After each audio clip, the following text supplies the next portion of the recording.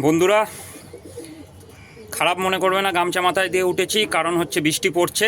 ঝিরঝির করে ভিজলে হবে না, যেহেতু আমার নাইটে এসির ভেতরে থাকতে হয়, ওই জন্য ভিজলে শরীর খারাপ হয়ে যেতে পারে। এই যা ওয়েদার, এখনও হয়তো 3 দিন 4 দিন কি 5 দিন পর্যন্ত এরকম ওয়েদার টেনে দিতে পারে। সেহেতু পায়রার পক্ষে খুব অবস্থা খারাপ হয়ে যেতে পারে। একটা জিনিস মাথায় রাখবে, পায়রার ঘরে যাতে কোথাও জল না দাঁড়ায়, কোনো জায়গা ভিজে থাকলে সেই জায়গাটা অতি অবশ্যই পরিষ্কার করে দেবে। পায়রার ঘর স্যাঁতস্যাঁতে আর ড্যাম না থাকে। যদি পাকা ঘর হয়, পারলে একটু হালকা করে ছাই ছড়িয়ে দিও, যদি সম্ভব হয় ওর সঙ্গে হালকা চুন মিশিয়ে দেবে। আর যারা ছাই চুন জোগাড় করতে পারবে না, তারা যদি পারো আমাদের যে কাঠের যে ভুসি হয় সেই ছড়িয়ে দিও, তাহলে পায়রার ঘরটা ড্যাম স্যাঁতস্যাঁতে থাকবে না, পায়রার ঘরটা গরম থাকবে। আর বন্ধুরা, তোমাদের যে তেলটার কথা বলেছিলাম, কালো জিরে আর রসুন দেওয়া তেলটা, এখনই এই জিনিসটার সবচাইতে বেশি দরকার।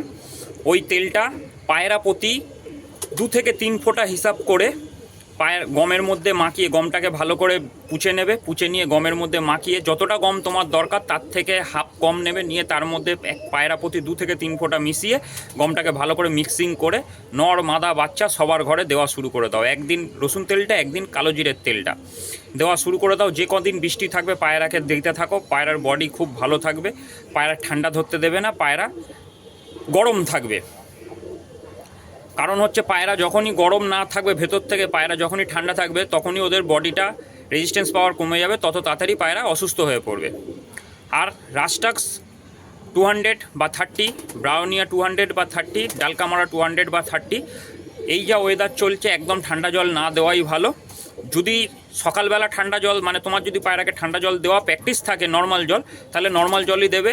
আর যদি গরম জল দেওয়া প্র্যাকটিস থাকে, গরম জলই দেবে। ওর মধ্যে 1 লিটার জলে 20 ফোঁটা ডালকামারা, 20 ফোঁটা ব্রাউনিয়া, 20 ফোঁটা রাস্টাক্স মিশিয়ে এখন কদিন পর পর দিতে থাকবে, বিকালে খাওয়া দাওয়ার পর। আর সকাল টাইমটাতে পারলে এই কদিন নাক্স ভূমিকাটা দেবে, যাতে পায়রার পেটের ডিস্টার্ব না হয়। পায়রাকে পেটের দিকটাও লক্ষ্য রাখতে হবে, পায়রাকে ঠান্ডাও যাতে না লাগে সেটাও দেখতে হবে। নাক্স ভোমটা দেওয়া থাকলে গ্যাস অম্বল হবে না, পায়রার ডাইজেস্টিংটা ভালো থাকবে, হজম ক্ষমতাটা ভালো থাকবে, ফলে পায়রাটাকেই হবে। আর এই কটা দিন সবসময় চেষ্টা করবে যাতে পায়রাকে ফুল পেটা খেতে দেবে না। আমরা অনেক সময় ভাবি যে হালকা করে খেতে দেবো, পায়রা হয়তো বডি ভেঙে যাবে, পায়রা শীতে কী করে ওড়াবো। বন্ধুরা, পায়রা শীতে ওড়ানোর সময় অনেক দেরি আছে। এখন ওইটা ভেবে যদি পায়রাকে বেশি করে খাইয়ে পায়রাকে যদি অসুস্থ করে দেওয়া হয়, পেটের ডাইজেস্টিংয়ের যদি ডিস্টার্ব হয়ে যায়, কারণ এখন এই কদিন বৃষ্টির ওয়েদার, পায়রা জল খাবে কম, শুধু ডাইজেস্টিংয়ের ডিস্টার্ব হতেই পারে। সেই জায়গায় সেই কথাটাকে আমাদের মাথায় রেখে সবসময় টার্গেট রাখতে হবে পায়রা যাতে ডাইজেস্টিং সিস্টেমটা ভালো থাকে। আর যদি পারো এই 3-4 দিন পায়রাকে ছোলা, মটর এই সব জাতীয় জিনিস দেবে না, সরল পাচ্য খাবার দেবে, যেই খাবারে জল টানবে কম এবং ওদের হজম হবে তাড়াতাড়ি। এই ধরনের খাবার এই কটা দিন আমাদের চালাতে হবে, কেননা আস্তে আস্তে শীত এগিয়ে আসছে, আমাদের শখের দিন এগিয়ে আসছে। যদি আমরা এখনই পায়রা নষ্ট করে ফেলি, তাহলে আমরা কিন্তু শখ পূরণ করতে পারবো না। তো যদি আমার কথাগুলো তোমাদের ভালো লাগে, অতি অবশ্যই লাইক করবে, শেয়ার করবে এবং সাবস্ক্রাইব করবে।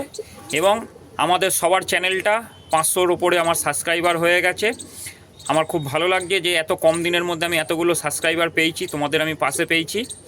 আশা করব তোমরা আমার এই পাশে এইভাবেই থাকবে এবং আমরা আমাদের টিমটাকে এগিয়ে নিয়ে যাব। এবং আমি আবারও বলছি, তোমাদের যদি কারোর কিছু ভিডিও দেওয়ার থাকে, তোমরা আমাকে শেয়ার করতে পারো, আমি তোমার নাম নিয়ে সেই ভিডিওটাকে শেয়ার করব, যাতে আরও 5 জন উপকৃত হয়। আমি যে সব কিছু জানি, আমি বা সব কিছু ভালো, সেরকম কিছু না। তোমাদের মাধ্যমেও অনেক কিছু জানার থাকতে পারে, সেটা আরও 5 জনের মধ্যে শেয়ার করলে তাদেরও ভালো হবে। এই বলে আমি আমার ভিডিওটা শেষ করলাম।